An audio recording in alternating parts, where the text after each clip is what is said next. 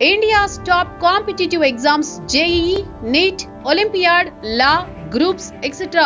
Guidance కావాలన్నా మీ పిల్లలు 21st century opportunities challenges అర్థం చేసుకుని 10x యాక్షన్ టేకర్స్ కావాలన్నా, కెరియర్ గైడెన్స్ కావాలన్నా, పేరెంటింగ్ గైడెన్స్ కావాలన్నా, విద్యారంగంలో 23 ఏళ్ల ఎక్స్పీరియన్స్ ఉన్న NBV సుబ్బారావు గారిని సంప్రదించండి.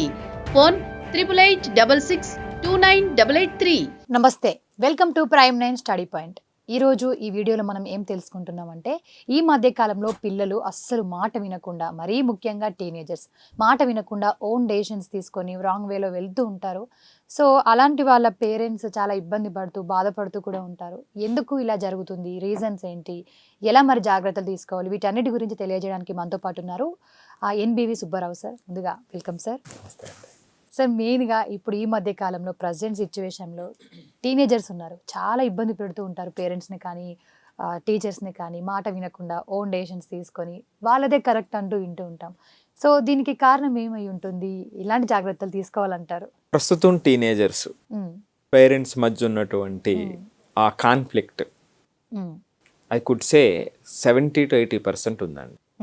మనకు ఉన్నటువంటి అపాయింట్మెంట్స్ అక్రాస్ సౌత్ ఇండియా మనం చాలా స్పష్టంగా చూస్తూ ఉంటాం. ఆ కాన్ఫ్లిక్ట్ బాగా ఎక్కువ పెరిగిపోయింది. టీనేజర్స్ ఉన్నటువంటి ఇంట్లో నేను ఇందాక చెప్పినట్టు 70 to 80% ఒక బ్యాటిల్ ఫీల్డ్ కింద తయారైపోయినాయి. ఓకే. సో మరి ఇది ఎందుకు, ఏ రీజన్స్తో తయారవుతుంది అని అనుకునేటప్పుడు మనం ఆల్రెడీ ఒక పేరెంటింగ్కి సంబంధించి ఒక వీడియో చూసాం. ఒక్కొక్క స్టైల్, ఒక 4 డిఫరెంట్ స్టైల్స్లో పేరెంట్స్ ఉండేటప్పుడు ఇటువంటి అనర్థాలు వస్తాయి అని. సో ఎప్పుడు కూడా పిల్లలు మాట విననప్పుడు లేదా పిల్లలు వ్యతిరేకంగా ప్రవర్తిస్తుందన్నప్పుడు అది ఒక్క రోజులో జరగదండి. దానికి చాలా చాలా చాలా సందర్భాలు తోడై ఉంటాయి. ఓకే. ఇప్పుడు పిల్లలు మాట వినట్లేదు అనుకునేటప్పుడు జనరల్గా పేరెంట్స్ ఏమనుకుంటారు, పిల్లలు పాడైపోతున్నారు అనుకుంటారు. అవునవును. సో పిల్లల మాట వినకపోవడం అంటే పిల్లలు పాడైపోవడం కాదండి. సో అక్కడ వాళ్ళ మధ్య రిలేషన్ దెబ్బతింది అంతే. అండర్స్టాండింగ్ లేదంతే. సో వాళ్ళు ఓన్గా డెసిషన్ తీసుకున్నారు, ఓకే, అది అవసరం కూడా జీవితానికి. కానీ ఆ డెసిషన్ తీసుకునేటప్పుడు పర్టికులర్ లెన్స్తో మాత్రమే చూస్తున్నారా, లేదా 360 degreesతో వాళ్ళు ఆలోచన చేస్తున్నారా? జనరల్గా పిల్లలు ఏం చేస్తుంటారు, వాళ్ళు అనుకున్నది ఇది, ఈ ఫలితం వచ్చేస్తుంది అని అనుకుంటారు తప్ప ఆ మధ్యలో వచ్చేటువంటి అవరోధాలని వాళ్ళు గమనించరు. ఓకే. సో అంటే ఆ ఫైనల్ లెన్స్లోనే చూస్తారు. సో ఇక్కడ ఏమిటంటే ఆ మాట వినకపోవటం అంటే అక్కడ రిలేషన్ పాడైంది అనేది తప్ప పిల్లలు పాడవటం కాదు. చూసారా ఎంత డిఫరెన్స్ ఉంది. అంటే కొంచెం అంత లోతుగా, అంత సెన్సిటివ్గా మనం అర్థం చేసుకోవాల్సినటువంటి అవసరం ఉంది. మీకు ఒక ఎగ్జాంపుల్ చెప్తా. లాస్ట్ మంత్ ఒక అపాయింట్మెంట్ వచ్చింది. పేరెంట్స్, వెల్ ఎడ్యుకేటెడ్ పేరెంట్స్, వాళ్ళు ఏం చెప్పారంటే, సార్ మొన్నటి వరకు బాగానే ఉండేది మా అమ్మాయి, ఇప్పుడు అసలు మాట వినట్లేదు, చెప్పిన మాట అసలు వినట్లేదు, చదువు విషయంలో అమాంతం చదవటం తగ్గించేసింది, అంతేకాకుండా 1-2 సార్లు చెబుతూ ఉంటే వాళ్ళ అమ్మ మీద తిరగబడుతుంది అనేటువంటిది కేసు.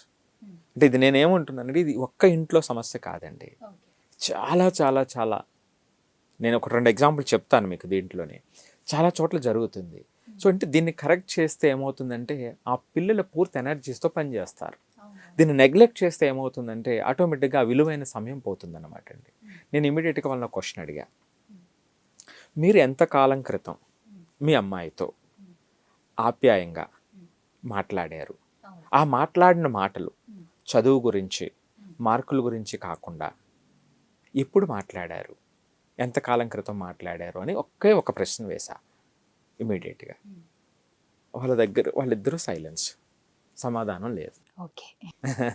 అంటే చూసారు, అంటే కమ్యూనికేషన్ అనేటువంటిది అక్కడ పేరెంట్స్కి పిల్లలకి తగ్గిపోతుంది. మరి అది ఎందుకు తగ్గిపోతుంది అనే దానికి రకరకాల రీజన్స్. అంటే ఆ టీనేజర్స్ ఐడెంటిటీ కోరుకుంటారు. ఆ సందర్భంలో ఆ ఛాలెంజెస్, అంటే ప్రతిదీ కూడా చిన్నప్పటి నుంచి కూడా మనం ఇందాక చెప్పినట్టుగా, అంటే పేరెంటింగ్ వీడియోలో చెప్పినట్టుగా ఓవర్ ప్రొటెక్టివ్గా ఉన్నారనుకోండి, సో ప్రతిదీ విజయాన్ని మనం అందిస్తున్నాము. సో ఇక్కడ ఈ టీనేజ్కి వచ్చేటప్పటికి ఏంటంటే కొన్ని ఛాలెంజెస్ ఉంటాయి. ఇప్పుడు 10th class ఎగ్జామ్ ఉంటుంది, 11th, 12th ఛాలెంజెస్ ఉంటాయి, రైట్. సో మరి ఈ సందర్భంలో ఏమవుతుంది, అన్నీ అనుకున్నట్టు జరగవు. అన్నీ అనుకున్నట్టు జరగనప్పుడు ఏమవుతుంది, వ్యతిరేక ఫలితాలు వచ్చినప్పుడు ఏమవుతుంది, వాళ్ళ ఎమోషనల్ కంట్రోల్ ఉండదు. లేదు ఆ అనుకున్నటువంటిది రావట్లేదు అనుకునేటప్పుడు ఏ విధంగా ఫీల్ అవుతారు, ఇది అసలు నాకు అవసరం లేదు అని వదిలేస్తారు. ఇప్పుడు దాని మీద శ్రద్ధ పెట్టడం, దాని మీద వర్క్ చేయడం అనేటువంటిది చేస్తూ పోతే అది వస్తుందో రాదో తెలుస్తుంది. అసలు మొదలు పెట్టకుండానే వదిలేస్తారు. ఇది కాకపోతే అది, అది కాకపోతే ఇది, అటు ఇటు తిరుగుతూ ఉంటారు. సో ఇలా రకరకాలు ఒక్కొక్క స్టూడెంట్ అంటే ఒక్కొక్క నేచర్ని బట్టి ఒక్కొక్కటి ఉంటుంది. సో ఈ విధమైన ఇబ్బందులు, రకరకాల ఇబ్బందులు ఎదురవుతూ ఉంటాయి. సో దానివల్ల ఏమవుతుందంటే పేరెంట్స్కి టీనేజర్స్కి మధ్య కమ్యూనికేషన్ దెబ్బతింటుంది. ఎప్పుడైతే కమ్యూనికేషన్ దెబ్బతిందో ఆటోమేటిక్గా మీరు చెప్పేటువంటి దాని మీద ఆ శ్రద్ధ రాదు వాళ్ళకి. సో ఇక్కడ మనం చూడాల్సినటువంటిది ఏమిటంటే టీనేజర్స్ విషయంలో ప్రత్యేకించి ఆ పర్టికులర్ సందర్భంలో మనం మరింత జాగ్రత్తగా ఉండవలసినటువంటి అవసరం ఉంటుంది. సో ఎప్పుడు చెబుతూ ఉంటారు కొంతమంది ఏంటంటే ఆ ఏజ్కి వచ్చేటప్పటికి పేరెంట్స్ ఈ పిల్లల మధ్య ఆ ఫ్రెండ్షిప్ లాగా ఉండాలి అని. సో మ్యాక్సిమం వాళ్ళు మన దగ్గరకు వచ్చి షేర్ చేసుకునేటువంటి వాతావరణం కల్పించాలి అని. ఎప్పుడు షేర్ చేసుకుంటారు, మీరు ప్రతిదానికి కూడా ఆలోచించి అందులో ఉన్నటువంటి మంచిని అప్రిషియేట్ చేస్తూ రైట్ ఫీడ్బ్యాక్ ఇస్తున్నప్పుడు షేర్ చేసుకుంటారు. మీరు చెప్పేటువంటి ప్రతిదాన్ని నేను పాయింట్అవుట్ చేస్తున్నాను అనుకోండి, ఏం చేస్తారు, మీరు షేర్ చేయరు కదా, నాకు కంపల్సరీ ఆటోమేటిక్గా షేర్ చేయరు కదా. సో ఇట్లా చిన్న చిన్న గ్యాప్స్ ఉంటాయి. ఆ చిన్న చిన్న గ్యాప్స్ని మనం అర్థం చేసుకోవాల్సినటువంటి అవసరం ఉంటుంది. సో ఇక్కడ స్టూడెంట్స్ యొక్క నేచర్ కూడా డిపెండ్ అయి ఉంటుంది. మరి ఈ స్టూడెంట్ యొక్క పిల్లల యొక్క నేచర్ని మనం డివైడ్ చేస్తే ఒక 4 రకాలుగా మనం డివైడ్ చేద్దామండి. అంటే అందరూ కూడా ఒక రకంగా ఉండరు, ఒక్కొక్కరు ఒకలా ఉంటారు. సో ఈ పిల్లలు మనం చూస్తే ఇప్పుడు మీ పిల్లలు ఈ 4 ఏదో ఒక గ్రూప్లోకి చెంది ఉంటే మరి ఏ విధమైనటువంటి ఇంప్లికేషన్స్ వస్తాయి, ఎటువంటి మనం శ్రద్ధ తీసుకోవాలనేటువంటిది మనకు అర్థమవుతుంది. అందులో మొదటిది ద ఓవర్లోడెడ్ సైలెంట్ టీమ్. వీళ్ళు సైలెంట్గా ఉంటారు, చాలా ఓవర్లోడెడ్గా ఉంటారు. పాపం వీళ్ళు ఏమిటంటే పేరెంట్స్ చెప్పిన ప్రతి దాని మీద కూడా చాలా శ్రద్ధతో, చాలా భక్తితో వాళ్ళ మాట జవదాడకుండా ఉంటారు. సో ఇంట్రోవర్ట్ కావచ్చు, ఎక్స్ట్రోవర్ట్స్ కావచ్చు, బట్ వాళ్ళు చెప్పిన మాట వింటారు. వాళ్ళు చెప్పిన మాట వింటూ ఉన్న సందర్భంలో వాళ్ళకి ఏమవుతుందంటే కానీ వీళ్ళది ఎక్స్ప్రెస్ చేయరు. సో ఆ తండ్రి చెప్పిన తర్వాత లేదా తల్లి చెప్పిన తర్వాత ఇది చెయ్యాలంటే చేసుకుంటూ వెళ్ళటం. అందులో వచ్చేటువంటి అవరోధాలు ఏదైతే ఉన్నాయో దాన్ని అర్థం చేసుకుని దాన్ని షేర్ చేసి దానికి సంబంధించినటువంటి సొల్యూషన్ ఏమిటో ఈ డిస్కషన్ చేసేటువంటి పరిస్థితి అయితే ఏమి ఉండదు. సో వాళ్ళలో వాళ్ళు మాత్రమే చెప్పుకుంటూ వాళ్ళలో వాళ్ళు మాత్రమే ఇబ్బంది పడుతూ ఉండేటువంటి ఒక గ్రూప్ ఉంటారు.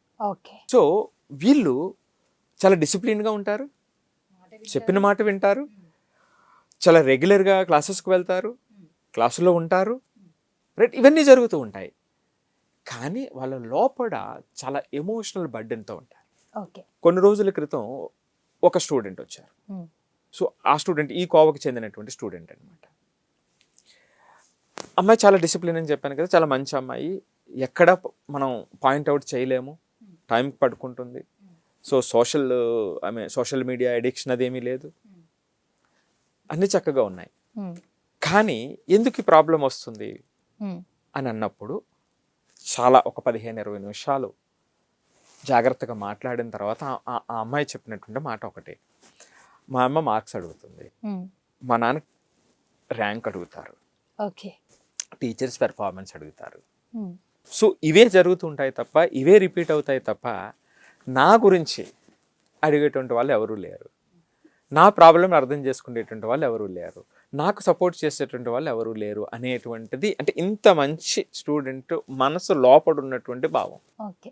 సో ఇది ఒక గ్రూప్ అనమాట అండి. ఇది ఎమోషనల్గా ఓవర్లోడ్ అయినటువంటి ఒక గ్రూపు. రెండోది ఏమిటంటే వీళ్ళు ఐడెంటిటీ ఫైటర్ అంటాం. వీళ్ళు ఏంటంటే ప్రతిదానికి కూడా వ్యతిరేకంగా చెప్తూ ఉంటారు, ప్రతిదానికి కోపపడుతుంటారు, చెప్పిన మాట వినరు, ఏది చెప్పినా సరే ఇలా కాదు అలాగా, అలా కాదు ఇలాగా, ఇది చేయమంటే ఇది నాకు నచ్చదు, లేదా అది జాయిన్ అవుతాను, లేదా అది జాయిన్ చేసిన తర్వాత అది నచ్చట్లేదు, ఇది బాగాలేదు, ఇంకో చోటకి వెళ్తాను, రైట్. అంటే ప్రతి దాంట్లో కూడా ఒక వాదనకి దిగేటువంటి ఒక గ్రూప్ ఉంటారు. సో వీళ్ళు ఏమిటంటే వాళ్ళ స్వతంత్రతను లేకపోతే వాళ్ళకి నచ్చిందను, కానీ వీళ్ళు ఏమిటంటే పోనీ వాడికి నచ్చినట్టుగా చేద్దామని చేసిన తర్వాత మళ్ళీ 10 రోజుల తర్వాత మళ్ళీ దాన్ని వదిలేస్తాడు. ఓకే. ఇక్కడ ఏమవుతుందంటే వీళ్ళు ప్రతిదీ కూడా అంటే పేరెంట్స్ చెప్పేటి ప్రతిదీ కూడా ఒక పెద్ద ఆజ్ఞ కింద ఫీల్ అవుతూ ఉంటారు వీళ్ళు. వాడేమో మాట వినకపోతే పేరెంట్స్ ఏం ఫీల్ అవుతారు? అవమానంగా ఫీల్ అవుతారు, వీడు మాట వినట్లేదు అని. ఇది ఇంకొక రకమైనటువంటి గ్రూప్. మూడో గ్రూప్ చెప్తాను. ఎమోషనల్గా కన్ఫ్యూజ్ అయినటువంటి గ్రూప్ ఉంటారు. పాపం వాళ్ళకి తెలియదు అంటే ఏ సందర్భంలో ఎట్లా ఉండాలి, ఎలా మాట్లాడాలి. ఇప్పుడు సపోజ్ ఒక సందర్భంలో మ్యాథ్స్, ఫిజిక్స్, కెమిస్ట్రీ చదువుకుంటూ ఉండేగా ఫిజిక్స్లో బాగానే చేస్తున్నారు, మ్యాథ్స్లో రావట్లేదు అనుకుందాం. సో విపరీతమైనటువంటి ఆందోళనకు ఫీల్ అవటం, ఏదైనా అనుకున్నది వెంటనే జరగకపోతే దానికి ఆ ఎమోషనల్గా వాళ్ళు బరిస్ట్ అవటం, లేదు ఏదైనా సందర్భంలో ఫలితం రాలేదు.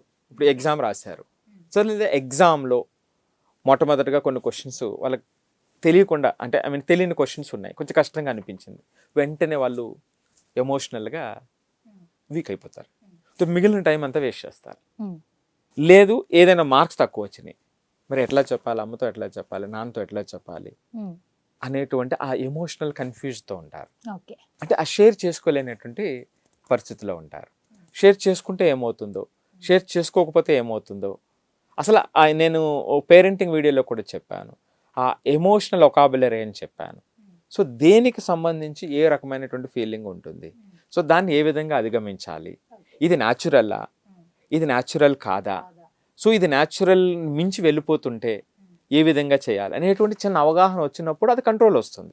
ఎప్పుడైతే దాన్ని గుర్తించామో అప్పుడు కంట్రోల్ తెచ్చుకోగలుగుతాం. సో అది లేకుండా అయిపోతుంది. సో ఇటువంటి గ్రూపు ఇది ఒక గ్రూపు, ఇది ఒక మూడో గ్రూపు. ఇంకా నాలుగో గ్రూపు, ఇది చాలా విపరీతంగా పెరిగిపోయినటువంటి group. So the digitally addicted group అనమాట అండి వీళ్ళు. సో వీళ్ళు అసలు పూర్తిగా ప్రస్తుతం టైంలో ఏమిటంటే పూర్తిగా సోషల్ మీడియాకి అడిక్ట్ అయినటువంటి వాళ్ళు, ఫోన్కి అడిక్ట్ అయినటువంటి వాళ్ళు, నైట్ వరకు కూడా వితౌట్ బౌండరీస్ వాళ్ళు దానితోనే మమేకమైపోయినటువంటి పిల్లలు. సో ఈ విధంగా ఈ 4 గ్రూపులు నేను ఏదైతే చెప్పానో, సో ఈ 4 గ్రూపులు మనం అర్థం చేసుకోగలిగితే, సో టీన్స్లో ఈ పిల్లవాడు ఏ గ్రూప్లో ఉన్నాడు, ఎందుకు మాట వినట్లేదు, లేదా ఓవర్ బర్డెన్ అవుతున్నాడు, సో ఎక్స్ప్రెస్ చేయలేకపోతున్నాడా, లేదు ఇవన్నీ చేసి అంటే కొంత ఎలా ఉంటుందంటే పేరెంటింగ్లో కూడా అంటే ఇప్పుడు టీనేజ్కి వచ్చేటప్పటికి అంటే నాకు అదృష్టం ఏమిటంటేనండి, నేను వేల మందిని 11th 12th లేదా 12th అయిపోయినటువంటి పిల్లల్ని చాలా క్లోజ్గా మనం రీసెర్చ్ చేసాం. మీకు ఎప్పుడైనా సరే ఈ 12th అనేటువంటి ఫలితాన్ని ఇచ్చేటువంటి ఇయర్.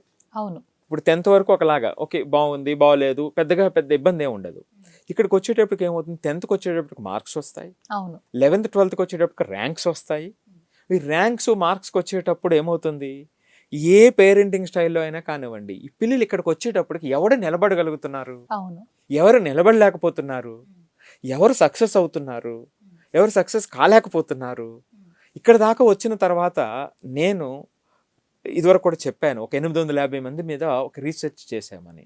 ఈ పిల్లలు రకరకాల ప్లేసెస్కి వెళ్ళిన తర్వాత అంటే 5 years 10 years 15 years 20 years తర్వాత వీళ్ళు ఎలా మారారు, ఎటువంటి పొజిషన్స్కి వెళ్ళారు. ఇదివరకు మీరు కూడా క్వశ్చన్ అడిగారు, సార్ మార్కులు రాకపోయినా ఎలా గొప్ప వాళ్ళు అవుతారు, మార్క్స్ వచ్చి ఎందుకు రాలేకపోతారు అని. అప్పుడు ఆ వీడియోలో కూడా మనం చాలా వివరంగా చెప్పాము. సో ఇలాంటి వాళ్ళని మనం రీసెర్చ్ చేసినప్పుడు ఏమవుతుంది అంటే ఈ డిఫరెంట్ పేరెంటింగ్ స్టైల్స్కి వచ్చిన తర్వాత ఇక్కడికి వచ్చిన తర్వాత ఎక్కడ నిలబడాలి, పిల్లలు ఎవరికి వాళ్ళు యూనిక్ అండి, ఎవడ ఎమోషన్స్ వాడుకుంటాయి. ఒక తండ్రికి 2 పిల్లలు ఉన్నా సరే ఇద్దరు ఒకలాగా ఉండకపోవచ్చు. సో ఎవరికి ఇచ్చేటువంటి ట్రీట్మెంట్ వాళ్ళకి ఇవ్వాలి.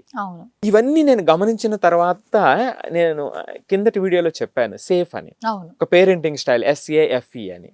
సో ఆ విధంగా మనం ఇక్కడ చూస్తే ఏమవుతుందంటే కొంతమంది పేరెంట్స్ ఏం చేస్తారో చెప్పమంటారా, అరే నాన్న నీకు అంటే ప్రెజరైజ్ చేయకూడదు అని, నువ్వు మార్కులు అది నాకేం సంబంధం లేదు, నీకు ఎన్ని మార్కులు వస్తే అన్ని వస్తాయి నీ ఇష్టం, నువ్వు మాత్రం బాగా ఉండు బాగా చదువుకో అంటారు.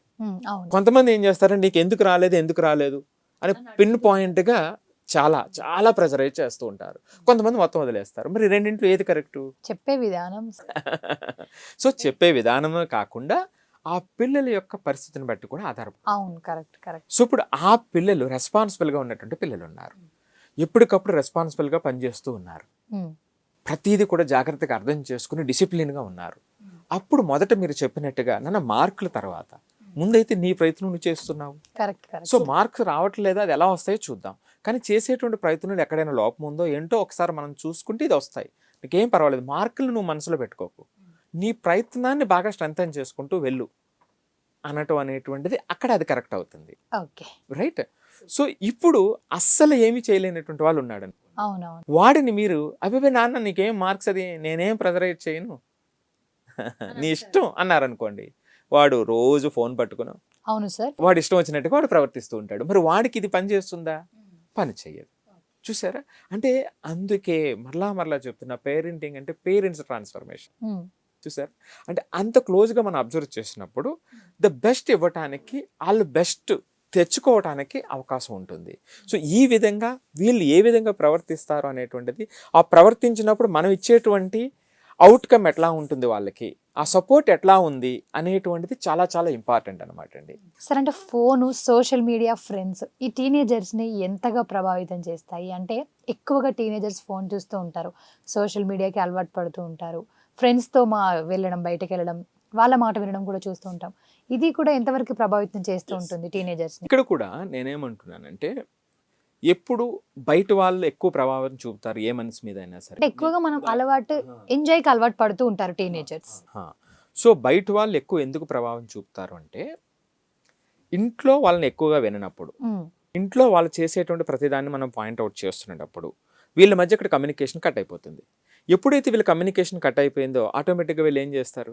నేను ఇందాక పేరెంటింగ్ వీడియోలో కూడా చెప్పాను, ఇంకొక వీడియోలో, వాళ్ళు బిజీ పేరెంట్స్ ఉంటారు, అవునవును, రైట్. మనం అన్నీ ఇచ్చామనుకుంటారు, వాళ్ళ ప్రజెన్స్ని ఇవ్వరు.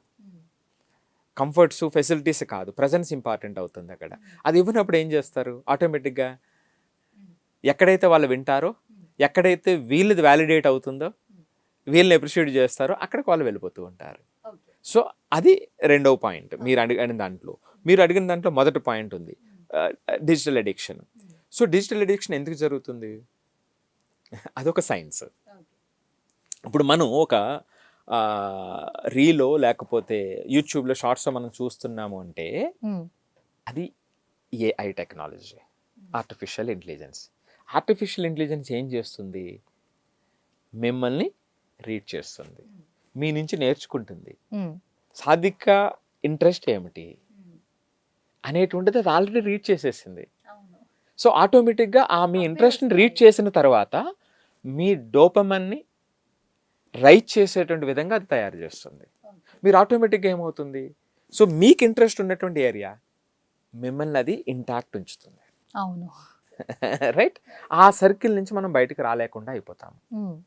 సో మరి అందుకే నేను ఎప్పుడు చెప్పేటువంటిది, పిల్లలకి మెంటర్షిప్లో మనం చెప్పేటువంటి ఒక అతి ముఖ్యమైనటువంటి పాయింట్ ఏమిటంటే, మనం ఒక బుక్ తీసుకున్నా ప్రిపరేషన్ చేసేటప్పుడు, లేదా ఒక ఆన్లైన్ వీడియోలో నేర్చుకోవాలని అనుకుంటున్నా, లేదా ఒక సోషల్ మీడియాలో మనం చూడాలని అనుకుంటున్నా, మొట్టమొదట మీరు చూడాల్సినటువంటిది ఏమిటంటే, మీ లక్ష్యాన్ని మీరు నిర్దేశించండి, మీరు డిసైడ్ చేసుకోండి. అంటే ఇప్పుడు ఈ సందర్భంలో నేను ఏం చదవబోతున్నాను, నాకు ఫైనల్గా ఈ 1 hour తర్వాత నా అవుట్కమ్ ఏమిటి, ఇప్పుడు నేను ఈ చాప్టర్ అంతా రివైజ్ చేయబోతున్నాను, ఫైనల్గా నా అవుట్కమ్ ఏమిటి అనేటువంటిది డిసైడ్ చేసుకుంటే మనం ఈ ప్రపంచంలో మనల్ని ప్రొటెక్ట్ చేసుకోగలుగుతాం. ఓకే. సో ఆ డిసిప్లిన్ లేకపోతే, అది లేకపోతే మాత్రం 5 నిమిషాలు అనుకున్నటువంటి పోనీ 50 నిమిషాల తర్వాత గుర్తుకొస్తుంది. అవును. సో అలాగని నేనేమిటంటే కంప్లీట్గా, కొంతమంది పేరెంట్స్ ఏం చేస్తారో తెలుసా మీకు, కంప్లీట్గా ఈ సోషల్ మీడియా లేదు, ఇంటర్నెట్ లేదు, ఫోన్ లేదని కంప్లీట్గా రిస్ట్రిక్ట్ చేస్తారు. అవును. కొంతమంది గర్వంగా చెప్తారు, మా ఇంట్లో టీవీ కూడా లేదండి, టీవీ తీసేసామండి పిల్లలని. అది ఎంత ప్రమాదమో తెలుసా? కొంతమందికి నచ్చకపోవచ్చు, నన్ను తిట్టుకోవచ్చు, కానీ నిజం ఏమిటంటే ఇప్పుడు ఈ పిల్లలు కంప్యూటర్లు, టీవీలు, ఇంటర్నెట్లు లేని ప్రపంచంలో లేరు. వాళ్ళు చేసే ప్రతి పని, వాళ్ళు నేర్చుకునే ప్రతి విషయం, వాళ్ళు చేసే జాబ్ రాబోయే రోజుల్లో ప్రతిదీ కూడా దానికి ఇంటర్ కనెక్ట్ అయ్యింది. ఓకే. సో దీని నుంచి మనం కంప్లీట్గా దూరం చేసి జీవనం సాగించలేనటువంటి పరిస్థితి. ఓకే, రైట్ అండి. సో అలాంటి సందర్భంలో నేను గొప్పగా యాజ్ అ పేరెంట్గా నేను టీవీ తీసేసాను, ఇంటర్నెట్ తీసేసాను, ఫోన్ ఇవ్వట్లేదు అంటే, వాడు ఎప్పుడైతే యూజ్ చేసేటువంటి సందర్భం వచ్చిందో ఆ సందర్భంలో వాడు కంట్రోల్ చేసుకోలేరు. సో అందుకనే నేను చెప్పేటువంటిది ఏమిటంటే, ఓకే, ఈ ప్రపంచంలోనే మనం ఉన్నాం, దాన్ని వ్యతిరేకించి ఎదిరించి మనం నడవలేనటువంటి పరిస్థితి. సో దాంట్లో మనం ఎంత కంట్రోల్గా ఉండగలము అనేటువంటిది పాయింట్. సో మనం మన చుట్టుపక్కల ఆ పిల్లల ముందు అన్నీ చుట్టూ ఉన్నప్పుడు ఏది రైట్ వేలో చూజ్ చేసుకోగలుగుతున్నారు, ఏది డిసిప్లిన్గా చూజ్ చేసుకోగలుగుతున్నారు అనేటువంటిది ఇంపార్టెంట్ పాయింట్. అది మనం నేర్పగలిగినప్పుడు పేరెంట్స్గా మనం విజయవంతం అయినట్టు. ఓకే. ఇప్పుడు టీనేజర్స్ అందరూ సోషల్ మీడియాకి అడిక్ట్ అవ్వడం కానీ మాట వినకపోవడం అనేది ప్రతి ఇంట్లో ఫేస్ చేసే ఒక సిచ్యువేషన్ సార్. ఎవరి ఇంట్లో అయినా మాట వినట్లేదు పిల్లలు అని చెప్పేసి సర్టెన్ ఏజ్ వచ్చాక అంటారు. Right point, I got your point. Right sir. అలాంటి అందరు సేమ్ ఉంటున్నారంటే అందరు పేరెంట్స్ కూడా అలానే ఉన్నారు? అలా అని కాదు, అంటే ఈ ఒక్క పాయింట్లో ఒకలా ఉన్నారు అని. ప్రతి దాంట్లో కూడా మన వీడియోలో ప్రత్యేకత ఏమిటి, డిఫరెంట్ గ్రూపింగ్ చేస్తాం. సో ఏ గ్రూప్కి సంబంధించినటువంటి వాళ్ళు దానికి వచ్చేటువంటి ఫలితాలు ఏమిటి అనేటువంటిది చాలా స్పష్టంగా చెప్తున్నాం. రైట్, ఇప్పుడు మీరు అడిగినటువంటిది కామన్ పాయింట్, కరెక్ట్. ఏంటి ఆ కామన్ పాయింట్ అంటే, చాలామంది పేరెంట్స్ ఏమనుకుంటారు అంటే, నేను చాలా కష్టపడ్డాను, మా పిల్లలకి ఆ కష్టాన్ని ఇవ్వకూడదు. అవును, మనం చెప్పిన పేరెంటింగ్లో ఓవర్ ప్రొటెక్టివ్ పేరెంట్స్. ఆ కోణం ఎక్కువ మందిలో కామన్గా ఉంది. ఇప్పుడు ఆ కోణం ఎక్కువ మందిలో కామన్గా ఉంది, అంటే స్ట్రగుల్ అవ్వకూడదు. అవును. ఎప్పుడైతే స్ట్రగుల్ అవ్వకుండా మనం పెంచడానికి ప్రయత్నం చేసామో, అవుట్ సైడ్ వరల్డ్ ఎట్లా ఉందంటే, ఇప్పుడు పిల్లలు పెరిగిన వాతావరణం వేరే. ఇప్పుడు పిల్లలంతా కూడా నేనేమంటుంటానంటే క్విక్ ఫిక్స్ వరల్డ్ అంటాను. ఏంటి క్విక్ ఫిక్స్ వరల్డ్? ఇది వరకు ఒక డ్రెస్ కుట్టించుకోవాలి అంటే నెలల టైం పట్టేది, ఇప్పుడు వన్ డే కూడా పట్టదు. అలా షాప్కి వెళ్ళి తీసుకురావచ్చు. రైట్, మన యొక్క ఇండియన్ దాంట్లో కుటుంబ వ్యవస్థలో ఒక ఫెస్టివల్ ఫుడ్ లాంటిది, ఒక డిఫరెంట్ ఫుడ్ మనం తినాలి అని అనుకున్నట్లయితే, ఒక ఏదైనా ఫెస్టివల్ వచ్చినప్పుడు ఏదో స్పెషల్ అకేషన్స్లో మాత్రమే మనకు కావలసినటువంటి ఫుడ్ తినేటువంటి పరిస్థితుల్లో ఇదివరకు ప్రపంచం ఉండేది. రైట్, కానీ ఇప్పుడు 1 క్లిక్ అవే 30 minutesలో తల్లి వండినటువంటి వంట నచ్చకపోతే 30 minutesలో వాడికి కావలసినటువంటి వంట, వాడికి కావలసినటువంటి డిష్ వాడు ఆర్డర్ చేసుకుని తినేటువంటి పరిస్థితుల్లో మనం ఉన్నాం. రైట్, సో ఈ విధంగా ప్రతిదీ కూడా అడిగిన వెంటనే మన ముందుకు వస్తున్నటువంటి వాతావరణంలో పిల్లలు పెరుగుతున్నారు. ఈ పిల్లలు ఆ వాతావరణంలో పెరిగినటువంటి పిల్లల యొక్క మైండ్ సెట్ ఎట్లా ఉంటుంది? ప్రతిదీ కూడా నేను అనుకున్న వెంటనే, నేను అడిగిన వెంటనే వస్తుంది అనేటువంటి వాతావరణంలో కదా వాళ్ళు ఉంటారు.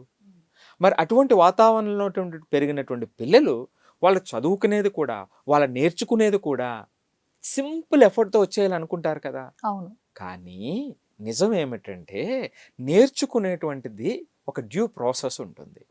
ఆ ప్రాసెస్ ఫాలో అవ్వకుండా ఎవడూ కూడా ఏది నేర్చుకోలేడు. ఓకే, ఈవెన్ కంప్యూటర్ గేమ్ అయినా సరే, మొబైల్ గేమ్ అయినా సరే, దానికి ఒక డ్యూ ప్రాసెస్ ఉంటుంది.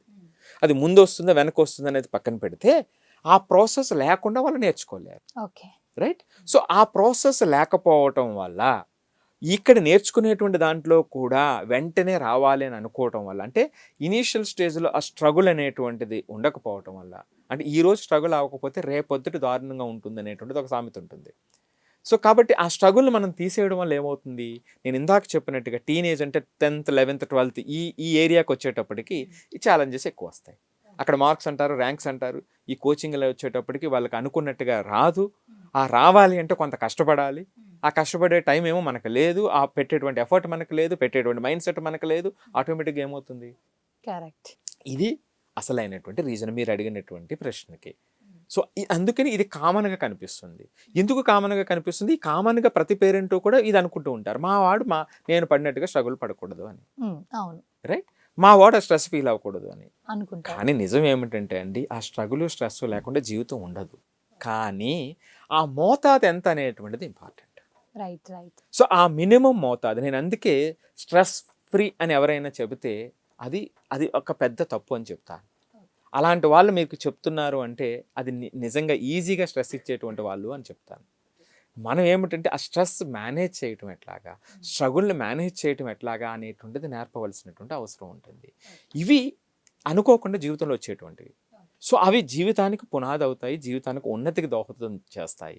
ఎప్పుడైతే వీటిని దూరంగా మనం జరిగామో ఆటోమేటిక్గా మన యొక్క గ్రోత్ ఆగిపోతుంది. సార్, మీ దగ్గరకు వచ్చిన పిల్లల్లో టీనేజర్స్ సో మీరు ఎంతవరకు మార్చున్నారు? ఇప్పటికీ మీరు చాలా చేంజ్ చూసిన పిల్లలు ఎంతమంది ఉంటారు? అంటే మీ దగ్గరికి వస్తే ఖచ్చితంగా సొల్యూషన్ చెప్పే వెళ్తారు. అంటే తీసుకొని సో వెళ్తారు. ఖచ్చితంగానండి 100% మారుతారండి.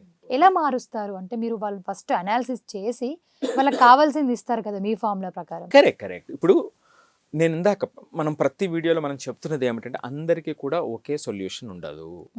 కరెక్ట్. అక్కడ పిల్లల నేచర్ ఒకటి ఆధారపడి ఉంటుంది, డిఫరెంట్ పారామీటర్స్ ఉంటాయి, పేరెంటింగ్ స్టైల్ ఒకటి ఆధారపడి ఉంటుంది, రైట్? అక్కడ స్కూలు ఎన్వైరన్మెంట్ ఒకటి ఆధారపడి ఉంటుంది. ఇవి కీ పాయింట్స్. మనం వీటిని అర్థం చేసుకోకుండా వాళ్ళని మనం గైడ్ చేయలేము.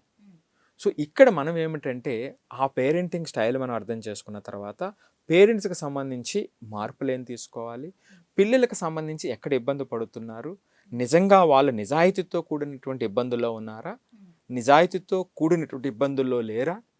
సో ఈ విధంగా ఇప్పుడు మనం ఆ స్ట్రగుల్ నుంచి దూరంగా జరుగుతూ ఆ కంఫర్ట్ లెవెల్స్తో ఉంటూ ఉన్నారా అనేటువంటివి డిఫరెంట్ పారామీటర్స్తో మనం అసెస్మెంట్ చేస్తామండి. సో అంతే తప్ప వీడు దీనికి పనికొస్తాడు దీనికి పనికిరాడు అనేటువంటిది కాదు. మనం ఎందుకంటే నేను అనేక మందిని చూసి మనం ఎవ్వరు ఏ స్థాయికి వెళ్తాడో చెప్పలేమండి. విద్యా వ్యవస్థలో ప్రత్యేకించి తల్లిదండ్రులు కానివ్వండి, టీచర్స్ కానివ్వండి, మేనేజ్మెంట్స్ కానివ్వండి, ప్రతి ఒక్కరూ కూడా ఆ అన్లిమిటెడ్ టెరిటరీకి వెళ్ళగలరు అనేటువంటి విశ్వాసంతో ఉండాలి. సో అందుకే మనం చాలామందిని చూస్తుంటాం, వీడు ఇలాంటి వాడు, ఇలా ఉండేవాడు కానీ ఇప్పుడు ఏ స్థాయిలో ఉన్నాడు అని అనిపిస్తూ ఉంటుంది. సో కాబట్టి ఆ వ్యవస్థలో ఆ నమ్మకంతో ఉండాలి.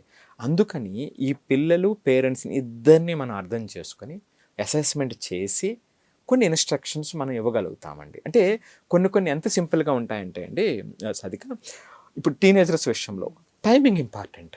అవునవును. వాడు కోపడుతూ ఉన్నాడు, వాడు ఏదో తప్పు చేసాడు ఏదో చేసాడు అనుకుందామండి, ఆ కోపడి చిరాకులో ఉన్నాడు, అప్పుడే మనం ఎంపసీ చేసామనుకోండి అది రివర్స్ అవుతుంది. కరెక్ట్. సో ఆ టైమింగ్ ఇంపార్టెంట్. ఆ టైమింగ్ పెద్దవాళ్ళుగా మనం ఆ టైమింగ్ మనం పాటించలేదనుకోండి ఆ చిన్నవాడి కాలికి ఎలా వస్తుంది చూసారా. ఎంత అంటే మనం చెప్పేటువంటిది ఆ హాఫ్ అన్ అవర్ తర్వాత నెక్స్ట్ డే చెప్పారనుకోండి వాడు కనెక్ట్ అవుతాడు. ఇది సైన్స్ ఉంది ఇందులో, నేను చెప్తాను మీకు. ముందు మీరు ఎప్పుడైనా సరే ఏదైనా సరే ఏ విషయంలో అయినా సరే ముందు ఎమోషనల్గా కనెక్ట్ అవుతారు, ఆ తర్వాత లాజికల్గా ఆలోచిస్తారు.